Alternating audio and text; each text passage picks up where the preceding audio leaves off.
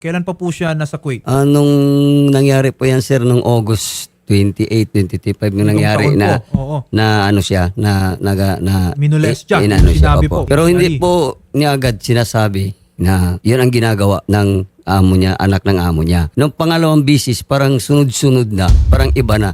Natakot muna siya. Natatakot na po siya, sir, na maano siya magalaw. Okay. Kasi siyempre, next step niyan, ano pang gagawin? Aantayin pa ba natin na hahantong? Correct. Sa mabibiktima siya. Opo, siyempre hindi po, no? Pati ang ating Korte Suprema nire-recognize na ang mga Pilipina kung may mga ganitong pangyayari sa kanila, ang madalas na ginagawa itinatago muna nila. Either nahihiya sila, natatakot. So in this case, si Ma'am Judy De La Cruz, salamat sa Panginoon at nakuha po niya yung courage na finally magsumbong po sa inyo. Okay? At Nagmi-message po siya sa akin, sir, pag may nangyayari doon sa tinatrabaho niya. alam po ba ng amo niya mismo? Kasi di ba yung anak po ang gumagawa sa kanya nito? Nung hindi na po niya na sir, sinumbong na po niya sa agency nung nangyayari na inano siya. Hindi mo na sinumbong sa amo. Sinumbong mo niya muna sa agency. Ngayon, ang problema lang, hinahanapan siya ng proof of video. Paano ka magiging proof of video na bawal nga yung cellphone? Correct. No? Sa trabaho. At saka may mga CCTV sa paligid, sir. Nung pinapabuksan ni Mrs. yung CCTV nila, sa amo nila, parang walang nangyayari, sir. Parang walang imik. So, ibig sabihin, may nakikita sila na mali sa anak nila. Hindi naman na pwedeng anuhin yung anak nila. Siyempre, anak nila yun, sir, Hindi nila kakampihan tong si Judy. Kasi kung halimbawa may nakitang walang ginagawa yung asawa ko sa anak nila, pwede nilang kasuhan ng pandarambong yung asawa ko dahil gumagawa siya ng hindi tama na sa anak nila. Magandang hapon po sa inyo, Ma'am Teresa. Yes, sir. Good afternoon po. Ma'am, ano naman tong requirement ninyo na kailangan daw pa raw po ng proof of video ba na minumolestya yung OFW bago po tayo a-action? Tama po ba yon? Actually, sir, hindi ko nakausap si worker directly at wala rin akong ngayon ko lang din nalaman yung may mali sa tinagalitan ko na nga kanina yung welfare officer na nagsagot dito. So ngayon, sir, ako na mismo yung nag-update, nakausap ko din yung sa OWA kanina at sa yung isang secretary din. Sabi ko, within today, gagawa ko ng paraan para maasikaso yung problema ni worker para mapaalis na natin doon sa employer niya para mapauwi po. Good. As of now, sir, as of today talaga, nag-reply na sa akin yung FRA. Okay. Nag-email na rin po ako sa kanila na nandoon na ngayon si worker sa agency po. At pinaprocess na rin natin yung Okay. ticket nila pa uwi po. Na-rescue na ang ating OFW? Yes po. Very good. Yes po, sir. Okay. Yes po, sir. Kasi Ma'am Teresa, ayokong marinig ulit na magre-require muna kayo ng ebidensya na minomolestya ang isang OFW bago tayo umaksyon. Hindi ganun yon, okay? Yes po, sir. Yes po. Humingi po kami ng tawad at napagsabihan ko na rin yung kung talagang ganyan ang nangyayari, kailangan na natin silang ipa-repatriate po. Alright, very good. Ipauwi, Kami po ipaalisin dito, sa Ma'am employer Teresa, state. we appreciate your efforts. We know kung yung require nyo, you will do better. Okay? And dito, salamat at nakipagtulungan na po tayo upang iuwi na. Okay, itong Yes ating po, OFW. sir. Very good. Marami rin pong salamat po. Okay. Ang po ng worker ang importante Very sa good. atin. Okay. Sir, isesend po namin actually yung ticket if ever makakuha kami ng medyo So, sa ngayon po kasi inaasikaso yung repatriation niya at saka anytime po pag may ticket isesend po namin sa inyo din po.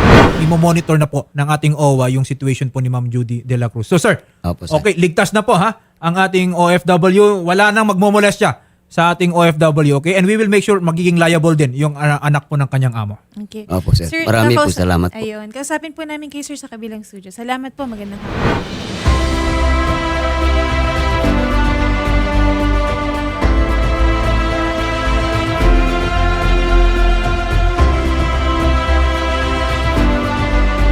Sir Emmanuel Dalida, andito na po tayo ngayon sa Terminal 3 at andun na po si Ma'am Judy sa loob, kasama na rin po ng OWA para asikasuhin po yung mga requirements. Kamusta po yung naging kalagayan nyo sa pag-aantay po kay Ma'am Judy, sir? Sir, bakit po kayo naiiyak? Kamusta po kayo?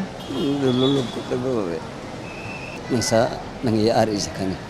Pinapauwi ko na lang. Masaya man, pero masakit Naintindihan po namin yung pinagdaraanan po ninyo dahil hindi talaga naging madali yung kalagayan ni Ma'am Judy doon sa Kuwait, sir. Pero ang pinakamahalaga, sir, andito na siya ngayon, inaasikaso na yung mga papeles, nakauwi siya ng ligtas. Pero hindi po natin talaga isasawalang bahala po yung nangyari kay Ma'am, yung pagmomolestya po sa kanya dahil hindi po dapat ginagawa po iyon, sir. Kaya nga po nilapit natin si Ma'am sa OWA at yung mga problema po ninyo ay naka-coordinate na rin po sa DMW. Gusto lang po namin ipaalam sa inyo na una hanggang huli na nandito po kayo sa pag-aantay kay Ma'am ay hindi po namin kayo iiwan, sir, sa ngalan po ni Idol Rafi. Marami pong salamat po. Lalo na kay Idol Rapi Tulfo. Masaya na ako makita ko ng siya. Salamat ako nag-uwi siya. Ready na po ba kayong makita si Ma'am, sir? Ako po.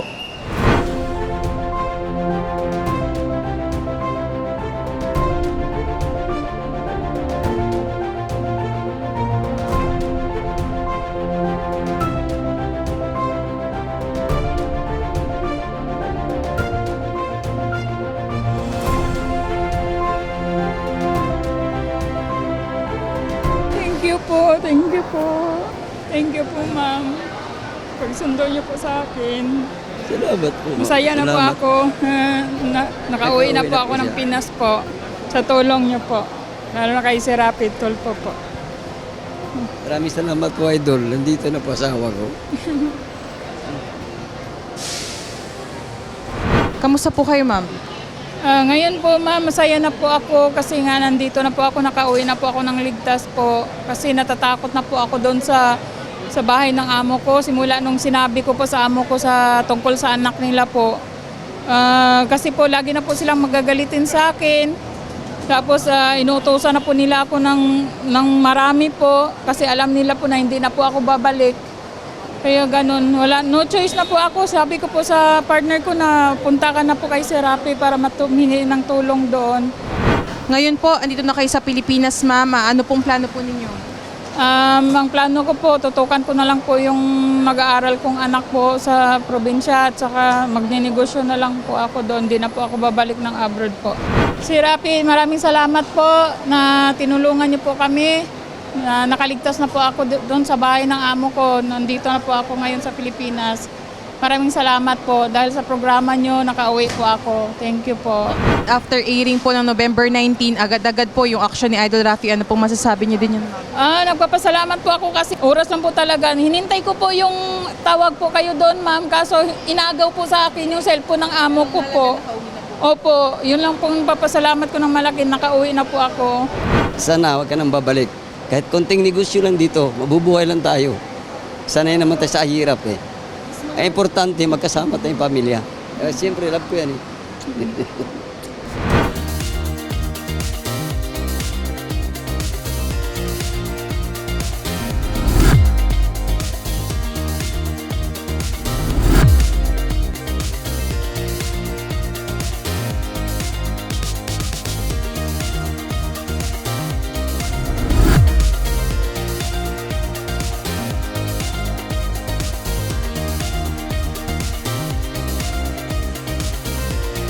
Tinanggap po tayo dito ng anak po ninyo. So ano pong plano ninyo, Ma'am, na andito na po kayo ngayon, kasama po sila, gayong uuwi po kayo ng Negros Occidental? Ngayon pag-usapan po namin kung ano po yung mapag-usapan namin, kung sasama sila o hindi. Ako na lang po yung uuwi sa probinsya. So ang ano ko po doon na magninegosyo na lang po ako, tsaka yung tutukan yung nag-aaral kong anak doon. Bali, ilang months po ba kayong hindi nagkita-kita po ng mga anak ninyo, pati ni Sir Eman? Mahigit po 4 na buwan po. Kasi dito po ako nanggaling bago ako umalis. Bakit po naisipan nyo ba pong mga ibang bansa? Mukhang may mga edad na rin naman po ang mga anak ninyo. May college po kasi ako, so gusto ko makatulong ako, maanuhan ko po sa pag-aaral yung college ko. Tapos magawa ko po yung bahay ko. Kasi bulok-bulok na po kasi mami, so gusto ko pong mapaayos. Saka ano na lang po, makatulong lang po sa asawa ko. Malungkot po ma'am, kasi nga nahiwalay po ako sa kanila. Di ko naman po expect na ganun po yung mangyari. Di po pinalad din, may nangyari po, kaya takot po akong manatili doon, kaya malis na lang po. Hindi lang po ikaw yung nakakaranas ng gantong pamomolestya, ma'am, no? Ano po ang masasabi ninyo sa mga katulad nyo po yung pinagdaraanan? Paano nyo po palalakasin yung loob nila, ma'am? Sa mga katulad kong OFW po, kung may mangyari po sa inyo na pagmomolestya or pananakit sa mga amo nyo, lakasan nyo lang po ang loob nyo, magsabi po kayo sa agency or sa kung saan po tayo pwedeng hingi ng tulong. Medyo nag-aalala rin po ako sa nangyari sa kanya. Siyempre, para mabilis po ang pag-asikaso ng problema niya. Kaya wala na po akong iba pang iniisip, kundi dumiretso doon at para humingi po ng tulong na makauwi po siya ng maayos. Saludo ako kay Sir Rapi Tulfo. Napabilis po ang aking inihiling po sa kanya. Na-actionan po agad. Parang oras lang. Parang pinapahinga lang ako konti tapos yun na nga pala. Yun na pala na-actionan na po. Kaya maraming salamat po, Idol Rapi Tulfo. At ito na po, kaharap niyo na, katabi niyo na at kasama niyo na rin yung mga anak ninyo, sir. Ano pong gusto niyo sabihin kay Ma'am Judy? Nagpapasalamat ako sa asawa ko. Nagbalik siya dito sa Pilipinas. Hindi na po ako aalis, ma'am, kasi takot na po ako, ma'am, eh. Baka kung ano pa yung mangyari sa akin doon. Alam po naming lahat kung gaano po kahirap po maging domestic helper po, lalo na sa Kuwait. And hindi naman natin alam yung mangyayari sa inyo. Kaya saludo kami, ma'am, sa katapangan ninyo at nakaya ninyong makauwi ng bansa. Anong masasabi niyo, ma'am? Nagpasalamat po ako sa asawa ko dahil nung sinabi ko sa kanya, pumunta ka doon, pumunta po agad siya. Kasi para ma-actionan po ako kaagad kasi takot na po ako doon, ma'am, eh. Marami sa wala nang balikan sa abroad. Ayun na, sir. Oo. Ayun. Wag tayo sa malaking Thank you. na masama naman ang mangyayari. At least kahit nandito tayo, madali natin maagapan. Maraming salamat po. On behalf of Idol Rafi Tulfo, saludo po kami sa inyong mga OFW, ma'am. Thank you po.